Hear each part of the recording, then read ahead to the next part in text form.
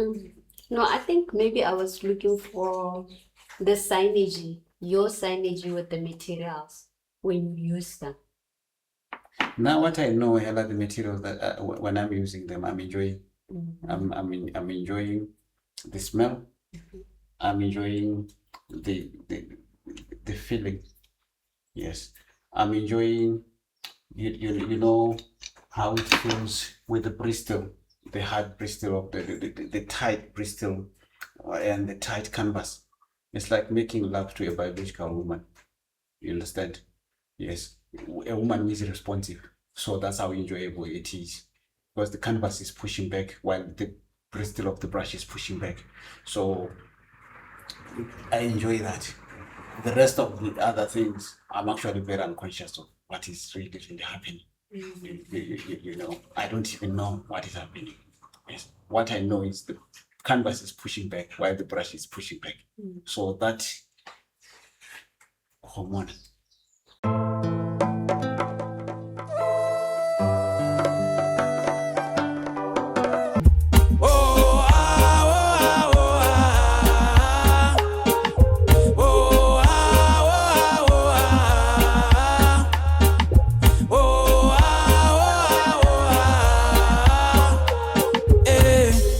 She loves her Rasta man.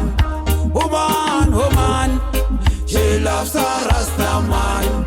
That's why she says to me, she loves her Rasta man. Day by day. She loves her Rasta man. She loves her Rasta man. She loves her Rasta man. She loves her Rasta man. You know, the Rasta man she loves so much. She says he must smell of ganja, so she loves the scent. Besides, she says Rasta man is a son of Jah. She wanna wash and plait my dreadlocks. She loves to talk and laugh the Rasta jokes. She enjoy when Rasta man take up on the walks. After dinner, the Rasta man they smoke. Ooh, oh, ah, oh, ah, oh, ah, oh.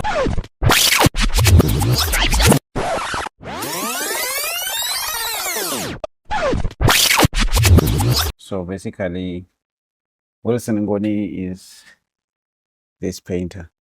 I do a lot of music, but one thing that I wish to point to you that you might have missed while you were working is my garden. I garden quite a lot. I plant a lot of trees. As you see, it's actually colder here because of the shade. You see everywhere there are trees. I planted these trees. So I garden, I do music, I sing reggae. I do a fusion of reggae, dancehall, Afrobeat, and reggae roots. And I also write. I write on the relationship between art and the society. I write on my life. I am very expressive when it comes to the arts. So I'm an all-rounder artist, and also I'm a father. I have 5 children, 3 boys and 2 daughters, and I'm very proud of myself. I want more kids, so it's it's it's it's it's a very interesting life, you know, and art, painting, and everything. Above all, I live. To me, art is the salt that the soul craves. Art is the pivot on which culture rotates. Art is what makes us a people. Art is my life. Art is a bigger, higher level of consciousness. Art is a master level of intuition, like I say, consciousness. So, in essence, art is also a spiritual level higher than religion, higher than politics, and higher than academics. I've seen art beat even science when it comes to addressing issues that humanity is facing. I've seen art educate people more than the general academics that we know. I've seen art being used even in health sectors to bring people to the awareness of whatever the health sector is facing. And I've seen art used in a lot of other areas. Yet, what I must say to you is sometimes art is the most ignored field by the system. Yet, it's the major tool that, help them on a whole heap of levels. Would you say that it could be a form of freedom to an extent? It could be a freedom if artists used it freely without fear of being sabotaged by either politics or bureaucracy or government officials. It could free artists, and it could also free a sensitive audience of the art. Yes. So it could be freedom that way. For the soul, for the heart of the artist, for the mind, of the artist, it's somewhat freedom. Okay, I'm always curious about origins, right? Can you take us back to the first moment you felt that painting wasn't just something that you enjoyed, but something more of a calling? I get excited when I reflect back on the years when I started painting, around 90s, those years when, you'll be painting at home and your mother doesn't understand what you're doing, your siblings don't understand what you're doing, the community within which you reside don't know what you're doing. And at some point you go to school, teachers don't know what you're doing, but art is offered in the schools, and against it they'll be asking, how kapasa art hela, what are you going to do? So it is an interesting little life that I've lived as an artist. I painted trying to prove to a lot of people, including my family, that I can survive as an artist. I painted to find meaning in the life that I was seeing people live, and even the life that I was living myself. I painted also to enjoy myself. One of the things that I'm having fun, that is like making my life easy, is just to paint and uh, tame myself from delinquencies.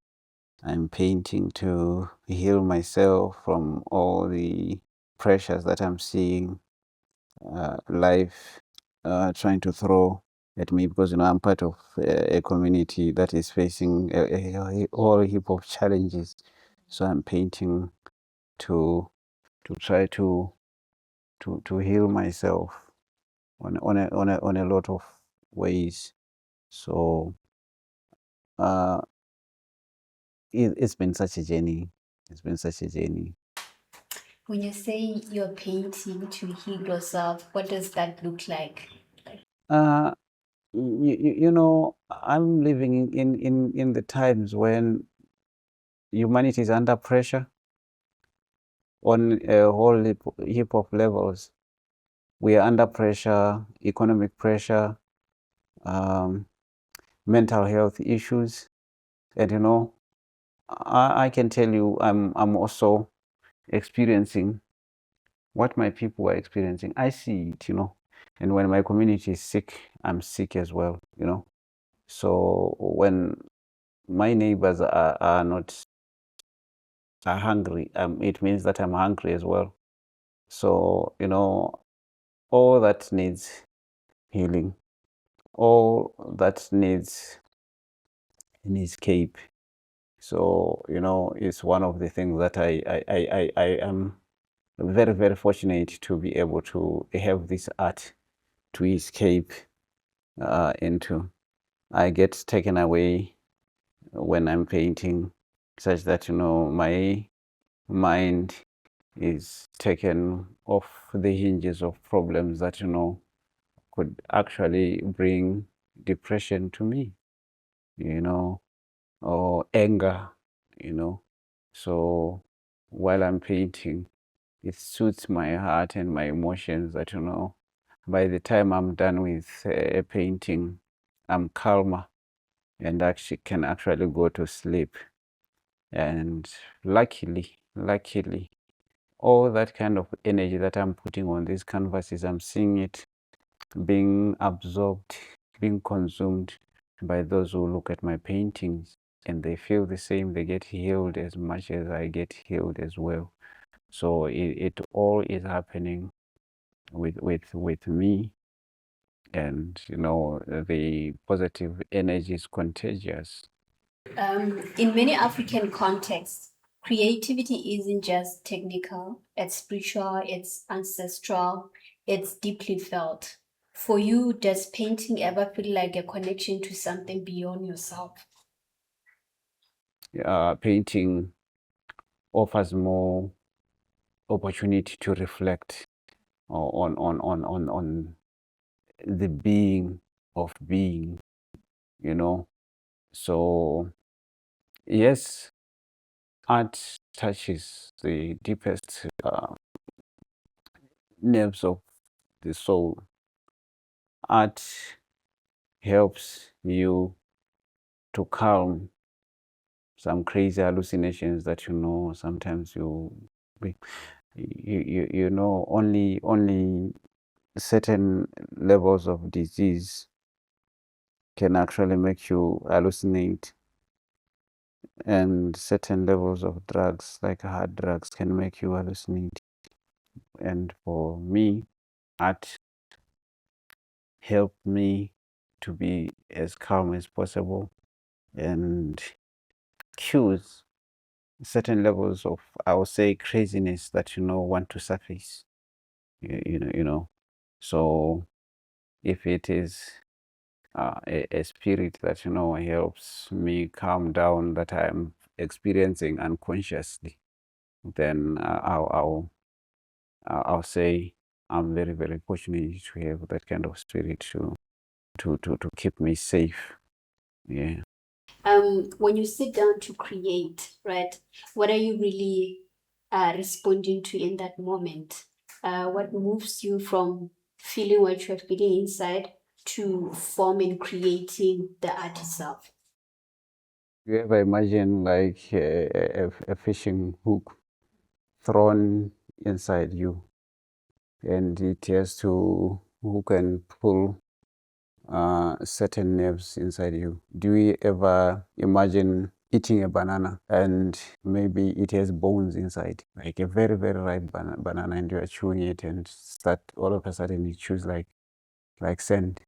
Do you ever remember your mother's breast milk flavor?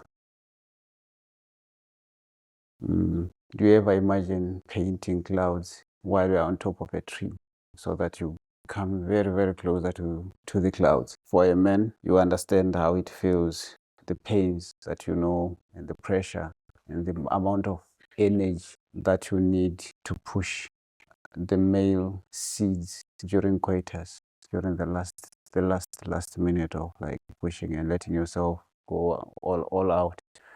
It's something that is very, very natural that I don't decide. It just happens, and it's very, very hard to explain the pressure, the craving, the smell of paint when I'm away from my studio, how it just calls me to come and be here.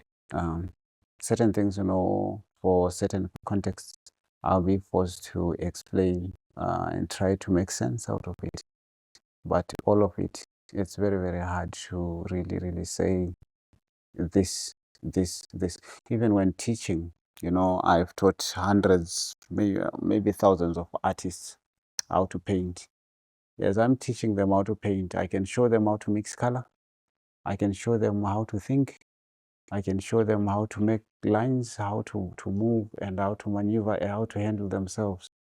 But the hardest part is for me to teach them the amount of pressure with which I actually attack my canvas. You see, so it's a level that I really, really don't know the moment it starts happening here. It's something that I cannot explain.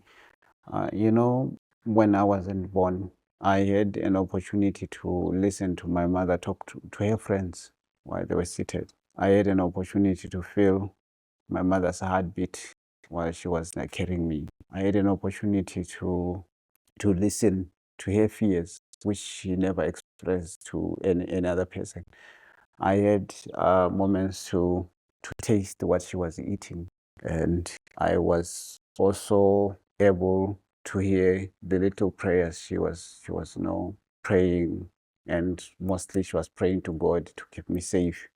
But also part of praying to God, she had this thing of timidly and guiltily ask the ancestors also to keep me safe because of her life. She was wired more to reason and respect God. But for her deep thing, she had ancestors protect my son, protect my son. So, that distant aspect of things, I reflect them a lot while I'm painting. It's like there is that ancestral umbrella that just comes and covers me while I'm painting. And I'm not discarding God.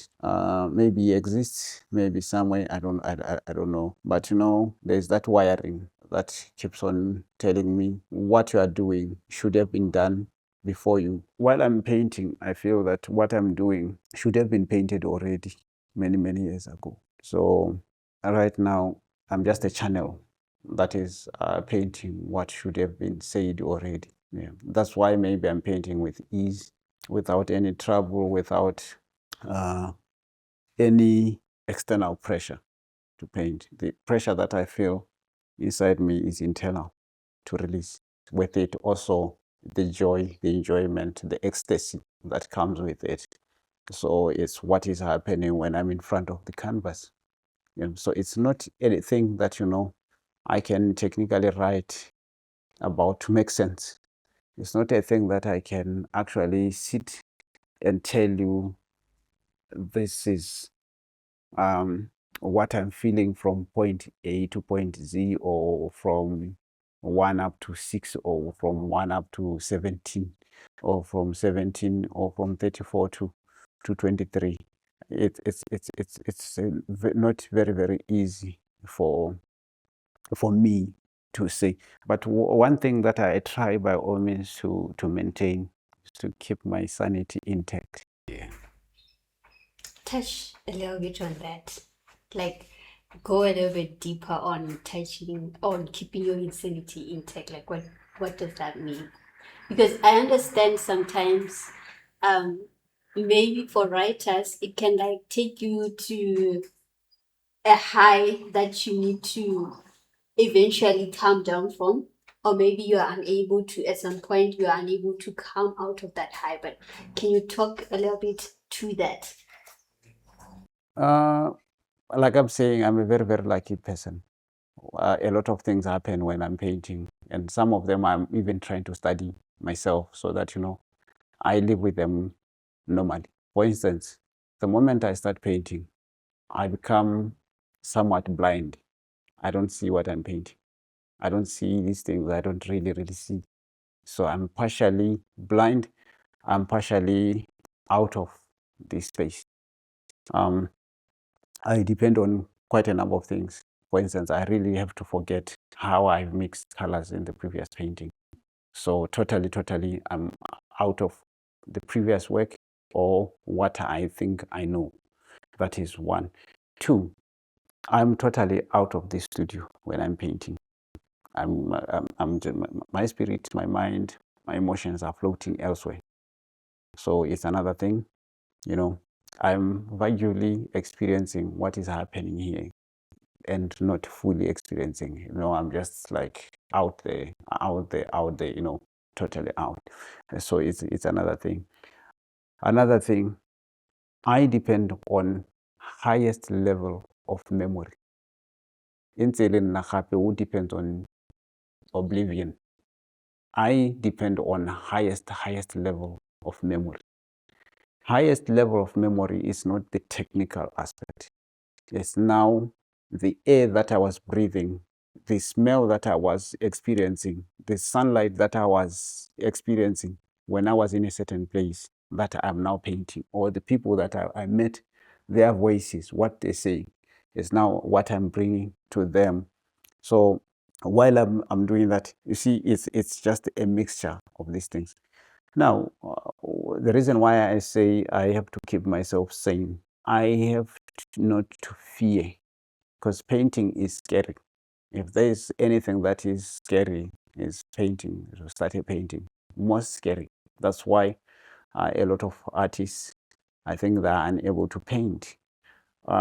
So to avoid fear, that can actually, you see, you're under pressure to paint. While you're under pressure to paint, it's like now a big fever that, you know, you're experiencing highs and lows at the same time. You're experiencing temperatures that go dim, and you're experiencing temperatures that go plus. And when now you have to be the nucleus of all these temperatures, the nucleus of the havoc and the chaos that is like happening in your mind, in your spirit, and around you, and the mess that you are facing of colors. Now, for you to be sane, you need to be ignorant. You need to be stupid. You don't have to be extremely smart if you are to be able to paint. And if you are able to reduce yourself to the lowest levels of human IQ, then you'll be able to paint. If you think that you are very, very smart and you cannot be able to paint, because it becomes very, very scary. When I'm seeing emotions, you'll be seeing paint because you are clever, you see. Yes. Because you are clever, you'll be seeing paint. When I'm seeing the experience in the character that I'm painting's eyes, when I still will be seeing paint, or you'll be working with these lines have to be this, what has to be. Let's take it painting like it's driving from here to Maung. When you are driving from here to Maung, you'll be thinking of what you have to go and do. You'll be thinking of what you want to achieve when you go Maung, like from point A to point Maung. So now, if you be thinking of driving as an involvement of yourself with all the physics, all the chaos that will be happening with the vehicle that you'll be traveling in, then you'll be scared of traveling. If you be thinking that ignition is sending a spark into a fuel, into a tank of the most flammable fuel, and you'll be sitting on top of a fuel tank while you are driving, then it will be very, very scary. You'll be scared of, you decide to walk from here to Maung. If you be thinking of the physics aspect of friction, acceleration, all these things, you'll be scared. So painting is the same. It's the same level of, thing, where you really, really have to be very ignorant. You really have to be nonchalant of your own feelings. You really need to be away from it, so that you are able to do it. Otherwise, if you get yourself too involved, then you won't achieve. In painting, I'm taking risks that only people who are not educated in the modern academic sense are. Educated people are always thinking, I'll take risk, I'm doing risk, I'm doing this, and they don't achieve. That's why you see people who are very, very educated, their smartness is actually limited, or it's challenged. Whereas people who are not educated, like in the academic sense, are not worried of a lot of things.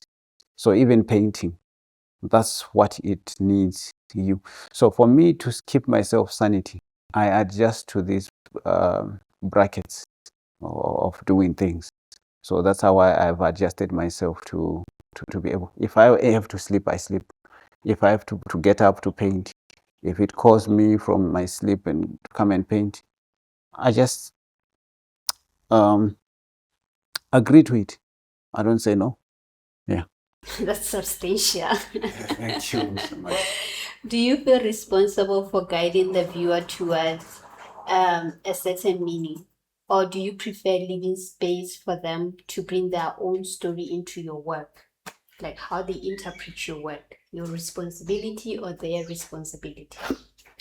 There are two faculties of a human being, the creative aspect of being creative here, and also the appreciation of an artwork. Yes. So while I'm creating artworks, I'm a different animal altogether. And when I'm appreciating the artworks, I'm a different animal altogether. And all of this, my creativity here, my chance of creating is governed by a lot of things, as I've mentioned earlier, some deep inside, some of my background, and when I wanted to prove, so it's my background and even appreciation of these artworks. When I'm looking at the works, I'm also governed by my background, my spirituality, religion, my culture, my mood, and a lot of other things. So, it would be very, very unfair for me to impose meanings of my paintings on the next person. I need to give each and every one of us a chance to feel how they want to feel, to express themselves fully how I express myself as well, you see. So it's really, really up to individuals or tribes or groups of people to feel how they feel, and every meaning they want to derive from my painting, the levels of energy they want to derive from my paintings, to me is all correct and welcome. And if somebody doesn't like my work, it's actually a success for me. If somebody likes my work, it's still success for me. So I don't really, really control how people feel about my work. Like I said that, I'm trying to search the highest level of honesty with my work. Now, if I try to convince you to feel this way while you feel this way, I feel that I'm defiling the honesty that I'm trying to portray with my work. Yeah. So for me not to defile my intentions, my ambitions, my artistic philosophies, and myself, I let these works exist independently for each one of us. Whoever who feels what they feel, it's cool. You're saying you experience, after you're creating your work, you experience it in a different manner. Different. Also. So I'm wondering, when you are looking at your painting like this, do you go like, wow?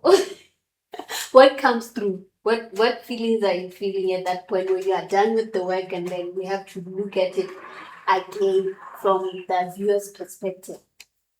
When I'm done with painting, sometimes my sight comes back.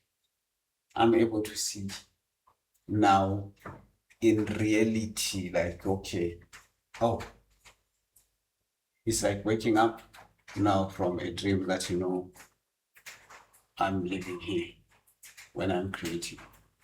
Now I'm seeing, okay, so it's a wow. And also, I want to tell you something that I feel that is special. Painting is a language. Yeah. So it's a language that evolves with time.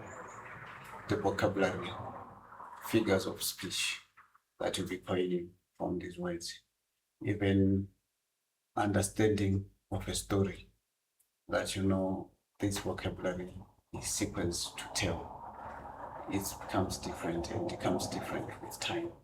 Remember sometimes some past years when we listened to a certain song and the lyrics, you did not understand them, but you just sang them as you felt. Now, at this age, you listen again, now you hear the lyrics or you read the lyrics. Yeah. It becomes a different song altogether. So even painting, with time, I'm looking at this painting, I'm feeling this way. After certain years, I actually see that, well, this is different. So this is also what happens with me when I'm not creating same painting. Once I'm done creating it, my agents, my pressure is released, and there's rebirth in me. You know, when I'm painting every painting, I'm like special insects or, you know, reptiles, snakes that shed their old skin. So technically, I'm taking off that layer from myself, and, you know, I become renewed. And with that renewal, my feelings are different. I feel different. I guess you experience this in my work. That's the reason why, through the passage of time, you will never get bored with my paintings. Yeah. You don't get used to it. Even myself, I don't get used to painting because it's continuous. Yes. You were talking about it as a form of storytelling. So stories often have structure. You have a beginning, you have a tension, and at the end there's a resolution of this is what is being done or told. Do you think your paintings follow that kind of emotional journey, or do you sometimes intentionally leave things unresolved? Because I guess it's a thing with creativity that sometimes you have something that is unfinished, but in its unfinishedness, there's a story in it. As much as art as the relationship is related to literature in that sense, literature as in stories, art also has certain levels of demands, certain levels of rules, just to say, certain levels of needs, where the canvas needs a certain amount of nourishment, for instance. Yes, that, you know, if you leave your canvas without enough content, without enough paint, it becomes pallid. You know, it suffers from anemia. You know, it's not nourished fully. It suffers from lack of iron. It suffers from deficiencies. So you also have to be mindful of that, what you want to say, and how fully can you articulate your story, and can what you are saying on the canvas be heard fully, and what are your intentions also with what you are saying. So there's that. But also, if you oversay, you ruin the story. It becomes redundant. So you see, if you overpaint a canvas, you damage, you destroy, you ka Setswana. Yeah.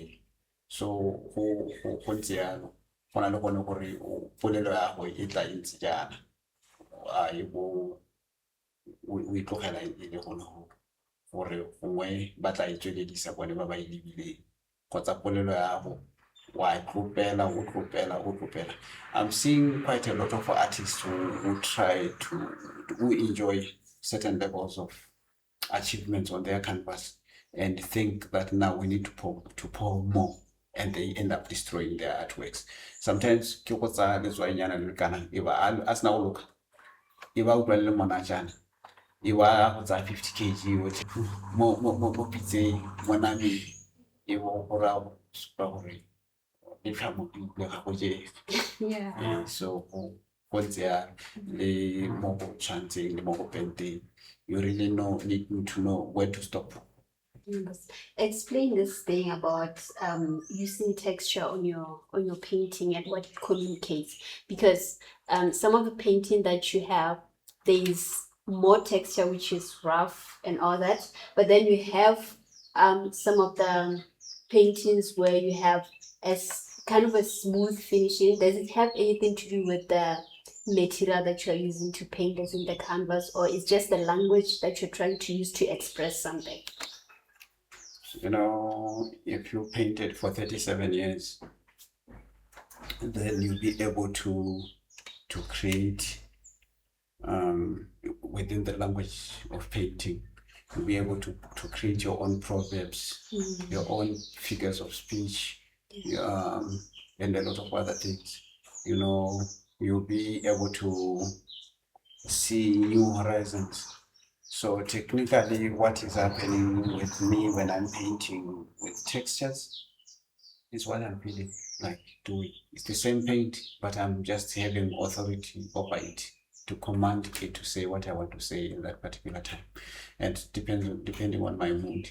You know, sometimes I'm feeling like, okay, I have super energy while I'm coming into the studio. I consumed a couple of bananas.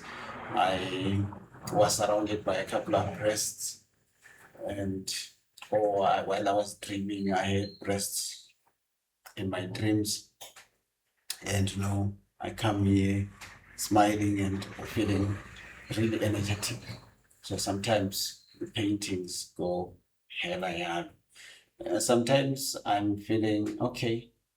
I saw a photograph and I feel okay. I can paint like that. I'm challenging what a printer can do, and you know, I come and do exactly that.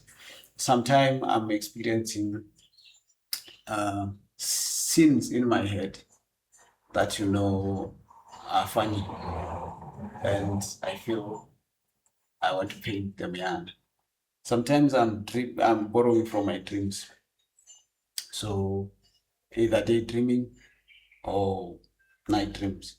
So I'm borrowing from those and I'm painting the way I saw it happen. So it's just a whole heap of things. And sometimes I'm just looking at nature, the way nature is. I go wanna go ntle ha le ka go ntseng ka teng. Bona gore matlhare a le a ntse yang, dikota tse le dikgong tse le di ntse yang. And I'm just trying to imitate how nature is created things. So I also put makwati, dramatarionale, yalo, or just a lot of things, yeah. But I use the same paint for now for past 30 years or more. I've been using the same brand of paint.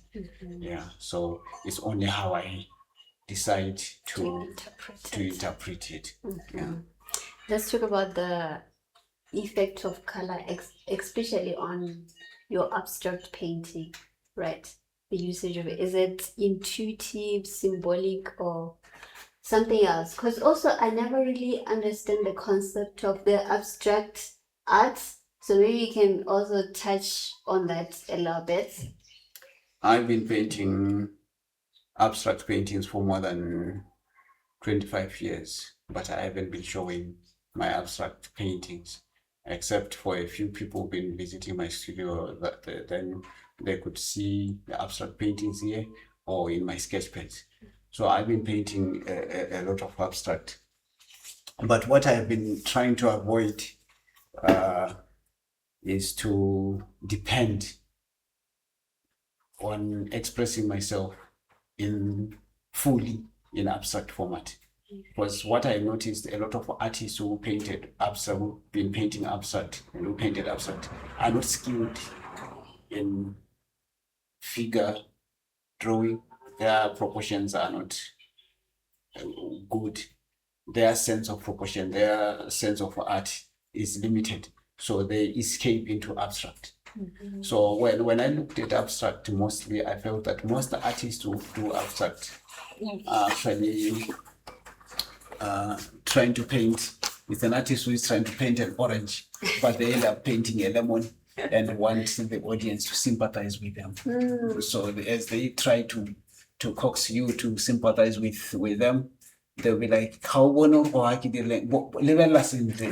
look properly. So why should you be coaxing people? Why should you be begging people to look at your work properly when you actually can paint an orange? If you are to paint an orange, people should be able to see an orange readily. Yeah. You see, so not another thing. So if I'm painting your portrait, your mother should be able to see you as you, not to worry.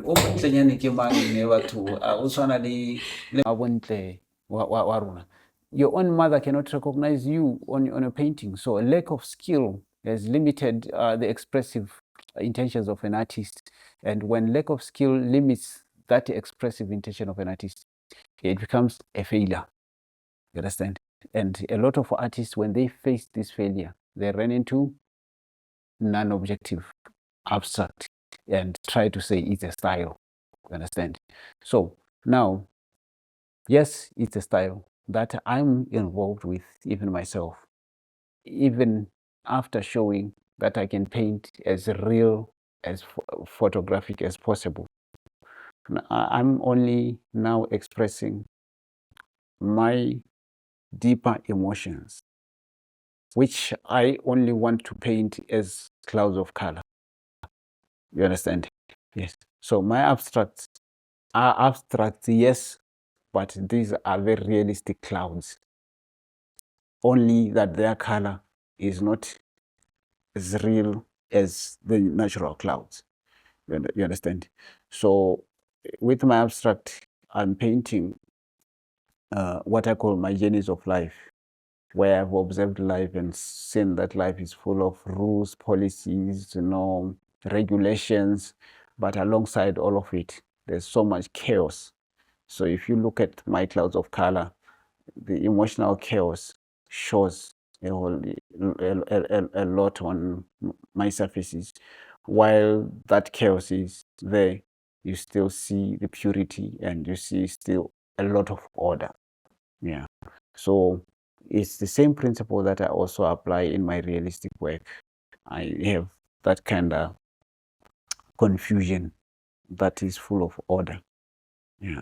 I have that craziness that is full of wisdom. I like that concept, confusion full of order. Yeah. Um, For me, when I'm painting, I don't necessarily think about my audience.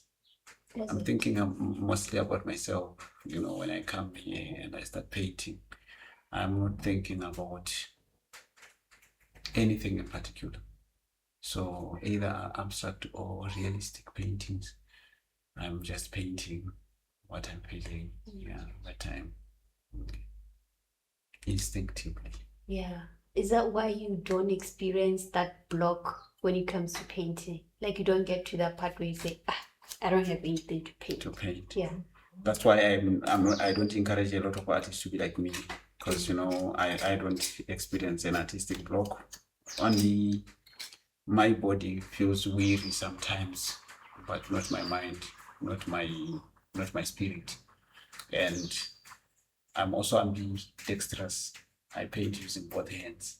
So if I'm tired this side, I go this side, which is also unfair for you to be telling artists to be like this, and you need to be like this, and you need to be like this.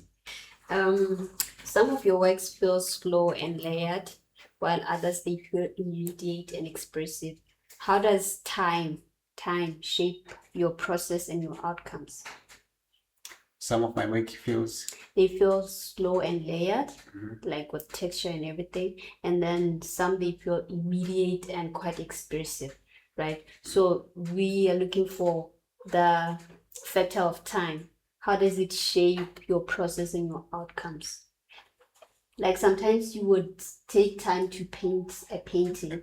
Yeah, and then sometimes it's immediate. You're doing it and then it's done there and there. Like I said earlier on again, that this is a language, this is like communication, so I love you. You feel it. Yeah. But I can also if we can settle and have a family, you and I. Here I'm expressing love without saying I love you. Yeah. You see. So I think even with painting, it's the same thing.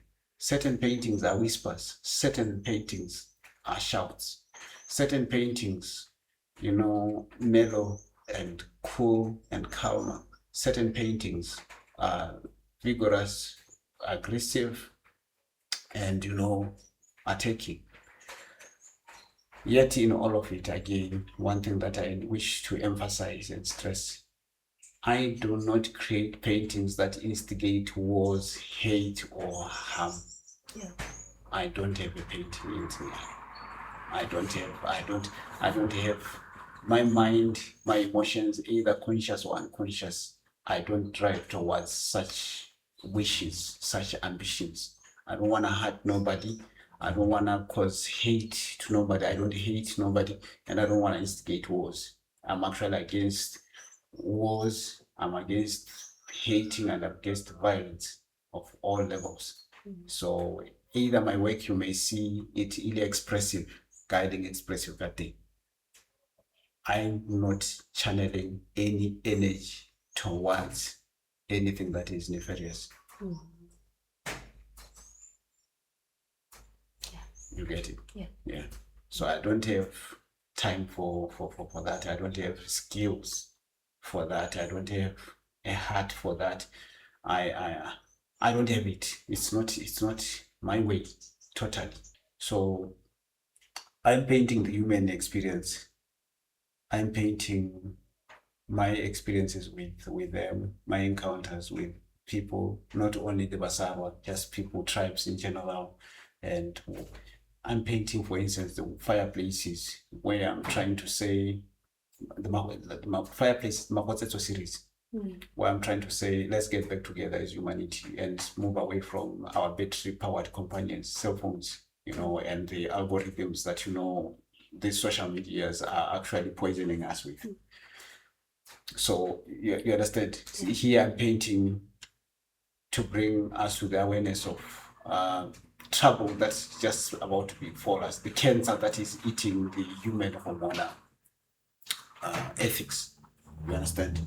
So yes, as much as I'm preserving, I'm also saying, let's be woke, you and I. Yeah. No, thank you very much for your time, Mr. Ngoni. I appreciate your visit to my studio. Yeah, I appreciate. Yes. Oh,